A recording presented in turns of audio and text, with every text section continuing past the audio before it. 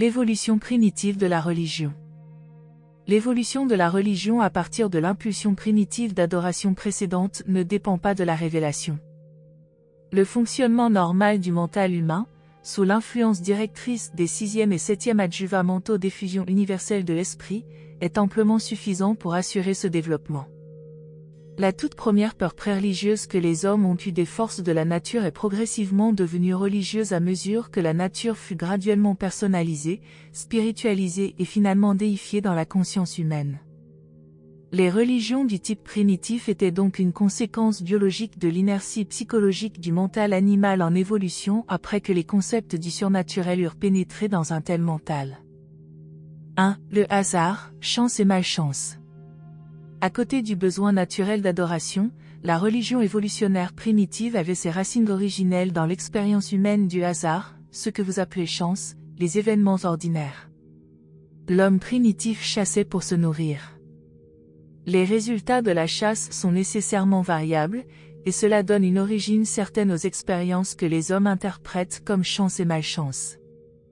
La mauvaise chance était un facteur important dans la vie d'hommes et de femmes vivant à la limite incertaine d'une existence précaire et harassante. L'horizon intellectuel limité des sauvages concentre tellement leur attention sur le hasard que la chance devient un facteur constant dans leur vie. Les Urantiens primitifs luttaient pour vivre, et non pour un niveau de vie. Ils vivaient une vie périlleuse où le hasard jouait un rôle important. L'appréhension constante d'une calamité inconnue et invisible planait au-dessus de ces sauvages comme un nuage de désespoir qui éclipsait efficacement tous les plaisirs.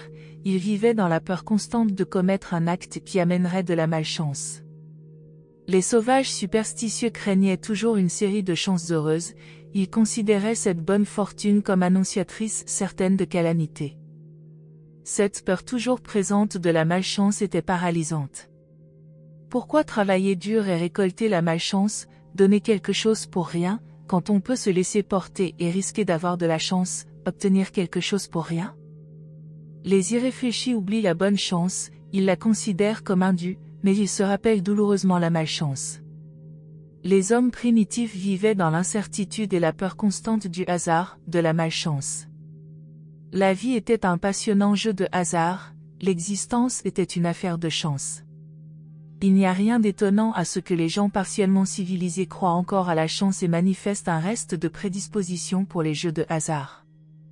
Les hommes primitifs alternaient entre deux puissants intérêts, la passion d'obtenir quelque chose pour rien et la peur de ne rien obtenir pour quelque chose. Et ce jeu de hasard de l'existence était l'intérêt majeur et la fascination suprême du mental du sauvage primitif.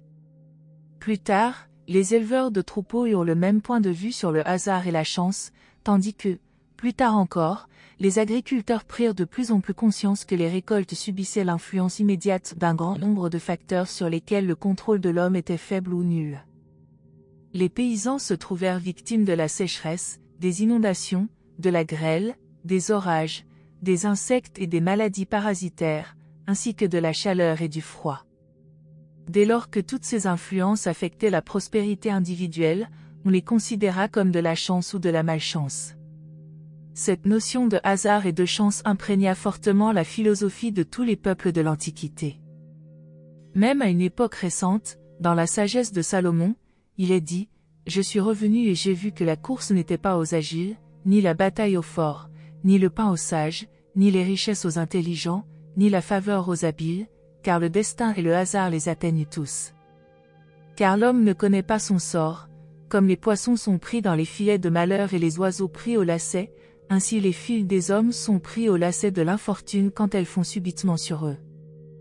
2. La personnification du hasard. L'anxiété était l'état naturel du mental des sauvages. Quand les hommes et les femmes tombent victimes d'une anxiété excessive, ils reviennent simplement à l'état naturel de leurs lointains ancêtres. Quand l'anxiété devient réellement douloureuse, elle inhibe l'activité et provoque infailliblement des changements évolutionnaires et des adaptations biologiques. La douleur et la souffrance sont essentielles à l'évolution progressive. La lutte pour la vie est si pénible qu'aujourd'hui encore, certaines tribus arriérées hurlent et se lamentent à chaque nouveau lever du soleil. L'homme primitif se demandait constamment « Qui me tourmente ?» Faute de trouver une source matérielle à ces malheurs, il fixa ses explications sur les esprits. La religion naquit ainsi de la peur du mystère, de la crainte respectueuse de l'invisible et de la terreur de l'inconnu. La peur de la nature devint donc un facteur dans la lutte pour l'existence, d'abord à cause du hasard et ensuite à cause du mystère. Le mental primitif était logique, mais contenait peu d'idées susceptibles de s'associer intelligemment. Le mental du sauvage était inculte et entièrement ingénu. Si un événement en suivait un autre, le sauvage leur attribuait la relation de cause à effet. Ce que l'homme civilisé considère comme la superstition n'était que pure ignorance chez le sauvage. L'humanité fut lente à apprendre qu'il n'y a pas nécessairement de rapport entre les desseins et les résultats. Les êtres humains commencent seulement à comprendre que les réactions de l'existence apparaissent entre les actes et leurs conséquences. Le sauvage s'efforce de personnaliser tout ce qui est intangible et abstrait, c'est ainsi que la nature et le hasard furent tous deux personnalisés en tant que fantômes, esprits, et plus tard en tant que dieux. Les hommes ont une tendance naturelle à croire à ce qu'ils estiment préférable pour eux, à ce qui représente leur intérêt immédiat ou lointain. L'intérêt égoïste obscurcit largement la logique. Ce qui différencie le mental du sauvage de celui de l'homme civilisé concerne plus le contenu que la nature, le degré que la qualité. Mais continuer à attribuer aux causes surnaturelles les choses difficiles à comprendre, n'est rien de moins qu'une manière paresseuse et commode d'éviter toutes les formes de travail intellectuel pénible. La chance est simplement un terme forgé pour couvrir l'inexplicable dans n'importe quel âge de l'existence humaine. Elle désigne les phénomènes dont les hommes sont incapables ou peu désireux de pénétrer le sens. Le hasard est un mot signifiant que l'homme est trop ignorant ou trop indolent pour déterminer les causes. Les hommes ne considèrent un événement naturel comme un accident ou une malchance que s'ils sont dépourvus de curiosité et d'imagination, que si leur race manque d'initiative et d'esprit aventureux. L'exploration des phénomènes de la vie détruit tôt ou tard la croyance des hommes au hasard, à la chance et aux prétendus accidents. Elle y substitue un univers de lois et d'ordre, où tous les effets sont précédés par des causes définies. La peur de l'existence est ainsi remplacée par la joie de vivre. Les sauvages envisageaient toute la nature comme vivante, comme possédée par quelque chose. Les civilisés donnent encore un coup de pied aux objets inanimés qui se mettent sur leur chemin et maudissent encore ceux qui les heurtent. Les hommes primitifs ne considéraient jamais quelque chose comme accidentel, pour eux, tout était toujours intentionnel. Pour les primitifs, le domaine du sort, la fonction de la chance, le monde des esprits, était tout aussi inorganisé et dirigé à l'aveuglette que la société primitive. Ils envisageaient la chance comme une réaction du caprice et des fantaisies du monde des esprits, et plus tard comme l'humeur des dieux. Toutes les religions ne se développèrent cependant pas en partant de l'animisme. D'autres concepts du surnaturel étaient contemporains de l'animisme, et ces croyances conduisirent aussi à l'adoration. Le naturalisme n'est pas une religion, il est né de la religion. 3. La mort, l'inexplicable. La mort était pour les hommes en évolution le choc suprême, la plus troublante combinaison de hasard et de mystère. Ce ne fut pas la sainteté de la vie, mais le choc de la mort, qui inspira de la peur et entretint ainsi efficacement la religion. Chez les peuples sauvages, la mort était généralement due à la violence, de sorte que la mort non violente devint de plus en plus un mystère. La mort, en tant que fin naturelle et attendue de la vie, n'était pas claire dans la conscience des peuples primitifs. Il a fallu des âges et des âges aux hommes pour comprendre qu'elle est inévitable. Les hommes primitifs acceptaient la vie comme un fait, tandis qu'ils considéraient la mort comme une calamité. Toutes les races ont leur légende d'hommes qui ne sont pas morts, tradition résiduelle du comportement initial envers la mort. Il existait déjà, dans le mental humain, un concept nébuleux d'un monde des esprits imprécis et inorganisé, d'un domaine d'où provenait tout ce qui est inexplicable dans la vie humaine. On ajouta la mort à la longue liste des phénomènes inexpliqués. On crut d'abord que toutes les maladies humaines et la mort naturelle étaient dues à l'influence d'esprit. Même à l'époque actuelle, certaines races civilisées considèrent que les maladies ont été engendrées par l'ennemi et comptent sur des cérémonies religieuses pour en effectuer la guérison. Des systèmes de théologie, plus récents et plus complexes, attribue encore la mort à l'action du monde des esprits. Tout cet ensemble a conduit à des doctrines telles que le péché originel et la chute de l'homme. Ce fut la prise de conscience de son impuissance devant les puissantes forces de la nature ainsi que la recognition de la faiblesse humaine devant les calamités de la maladie et de la mort qui poussèrent les sauvages à rechercher de l'aide auprès du monde supramatériel, qu'il entrevoyait comme source de ces mystérieuses vicissitudes de la vie. 4. Le concept de la survie après la mort. Le concept d'une phase supramatérielle de la personnalité mortelle naquit de l'association inconsciente et purement accidentelle des événements de la vie quotidienne avec, en plus, le rêve de fantôme. Quand plusieurs membres de la tribu d'un chef trépassé rêvaient simultanément de lui, cela semblait constituer une preuve convaincante que le vieux chef était réellement revenu sous quelque forme. Tout cela était fort réel pour les sauvages. Après de tels rêves, ils se réveillaient trempés de sueur, tremblants et hurlant. L'origine onirique de la croyance en une existence future explique la tendance à toujours imaginer les choses invisibles en termes de choses visibles. Le nouveau concept de la vie future en tant que fantôme rêvé commença bientôt à servir d'antidote efficace à la peur de la mort associée à l'instinct biologique d'autoconservation. Les hommes primitifs se préoccupaient également beaucoup de leur respiration, spécialement dans les climats froids où ils observaient une buée lors de l'expiration. Le souffle de vie fut considéré comme l'unique phénomène qui différenciait les vivants des morts.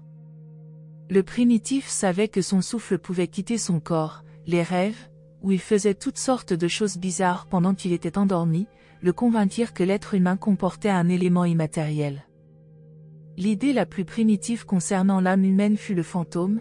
Elle était dérivée du système d'idées relatifs aux rêves et à la respiration. Le sauvage finit par concevoir qu'il était un être double, corps et souffle. Le souffle moins le corps équivalait à un esprit, à un fantôme. Bien que les esprits ou fantômes aient nettement une origine humaine, on les considéra comme suprahumains. Cette croyance à l'existence d'esprits désincarnés semblait expliquer les événements inhabituels, l'extraordinaire, l'exceptionnel et l'inexplicable. La doctrine primitive de la survie après la mort n'était pas nécessairement une croyance à l'immortalité. Des êtres qui ne savaient pas compter au-delà de 20 ne pouvaient guère concevoir l'infinité et l'éternité, ils pensaient plutôt à des incarnations répétées. La race orangée était spécialement adonnée aux croyances à la transmigration et à la réincarnation.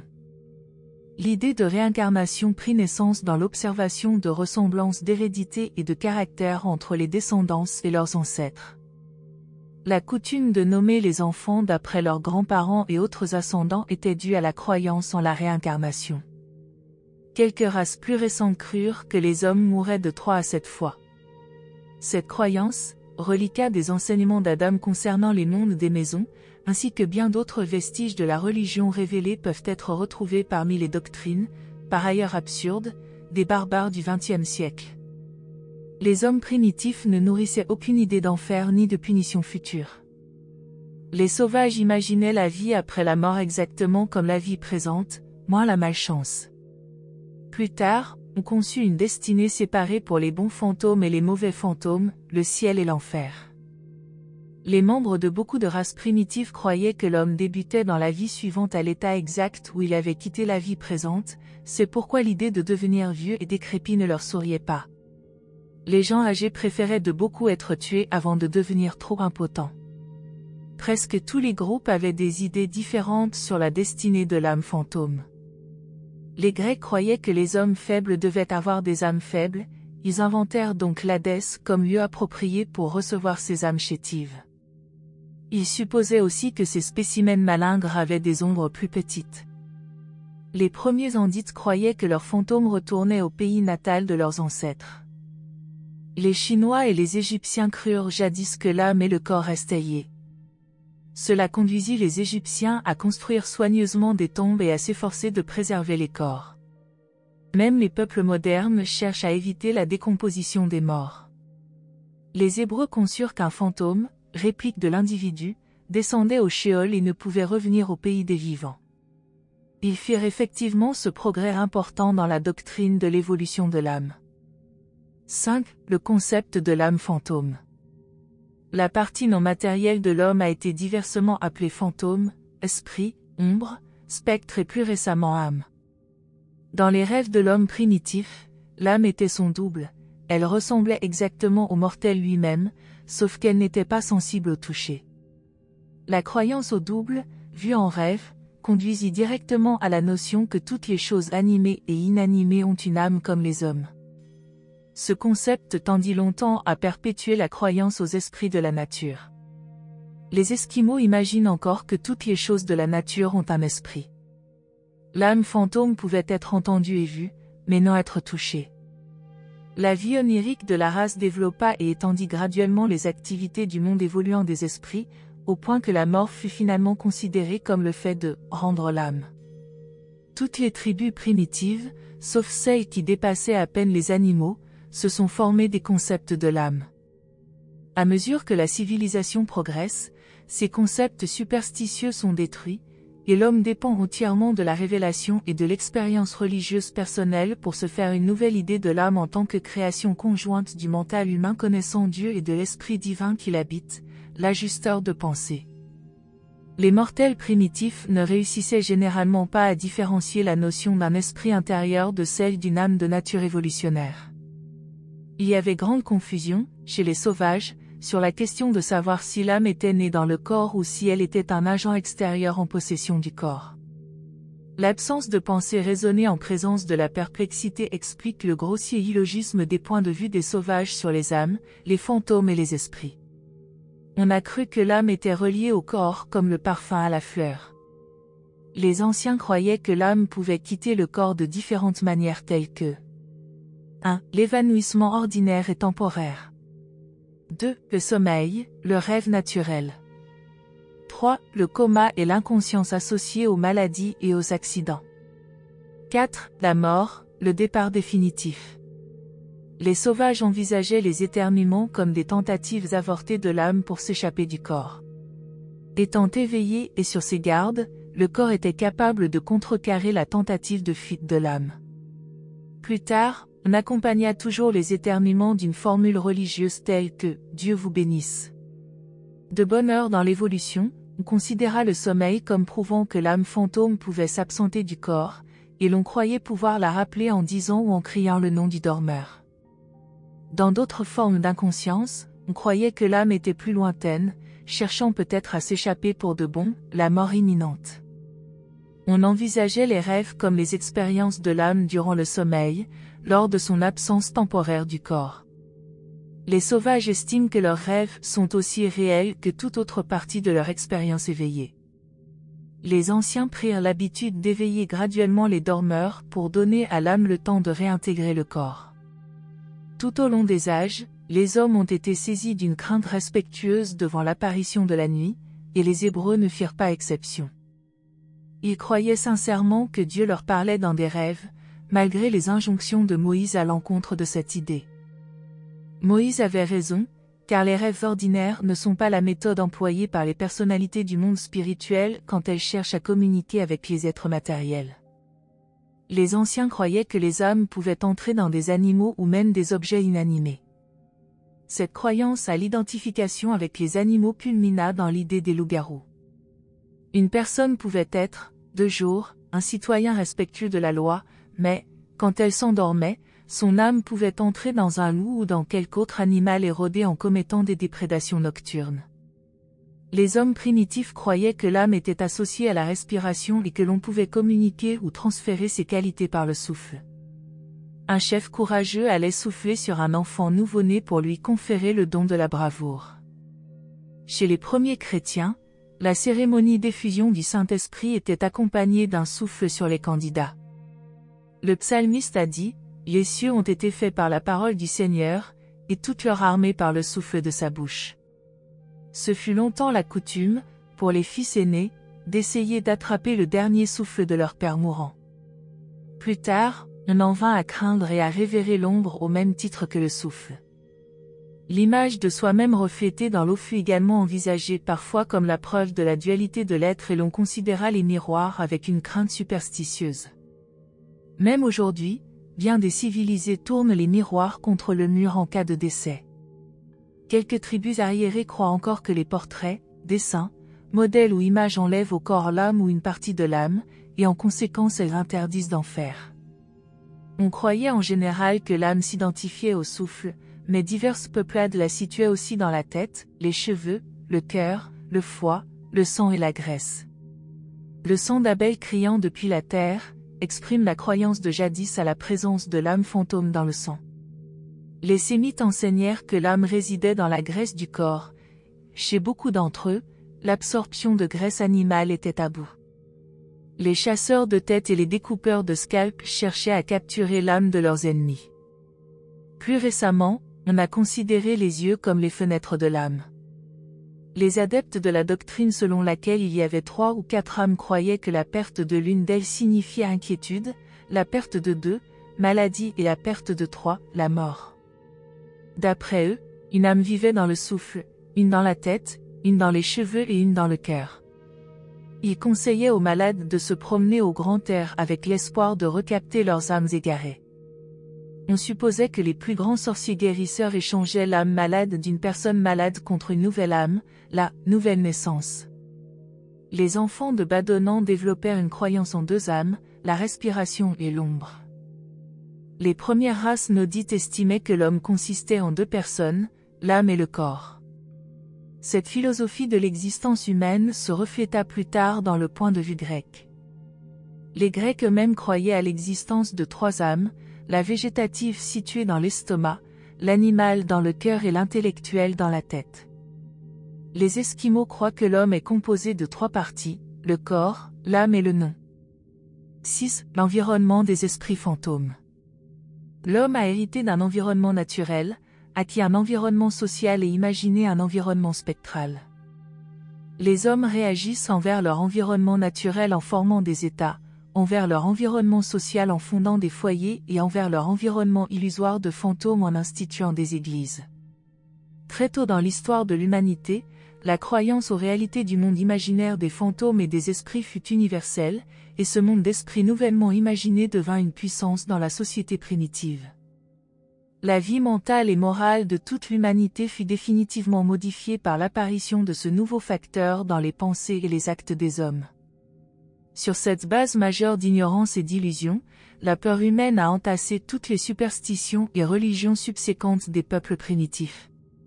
Ce fut l'unique religion humaine jusqu'à l'époque de la Révélation, et de nombreuses races du monde d'aujourd'hui ne possèdent encore que cette religion évolutionnaire sommaire. À mesure que l'évolution progressait, la chance fut associée au bon esprit et la malchance, au mauvais esprit. La gêne de l'adaptation forcée à un environnement changeant fut considérée comme une malchance, un mécontentement des esprits fantômes. Les hommes primitifs donnèrent lentement naissance à la religion en partant de leur impulsion innée d'adoration et de leur fausse conception du hasard. Les hommes civilisés établissent des plans d'assurance pour triompher des occurrences du hasard. La science moderne remplace les esprits fictifs et les dieux capricieux par un actuaire faisant des calculs mathématiques. Chaque génération qui passe sourit devant les superstitions stupides de ses ancêtres, tout en continuant à entretenir ces sophismes de pensée et d'adoration qui feront sourire à leur tour la postérité plus éclairée. Mais, finalement, le mental des hommes primitifs était occupé par des pensées qui transcendaient toutes leurs impulsions biologiques naturelles. L'homme était, enfin, sur le point de développer un art de vivre basé sur quelque chose de plus que la réaction à des stimulus matériels. On assistait au début d'une politique de vie comportant une philosophie primitive. Un critère de vie surnaturel était sur le point d'émerger.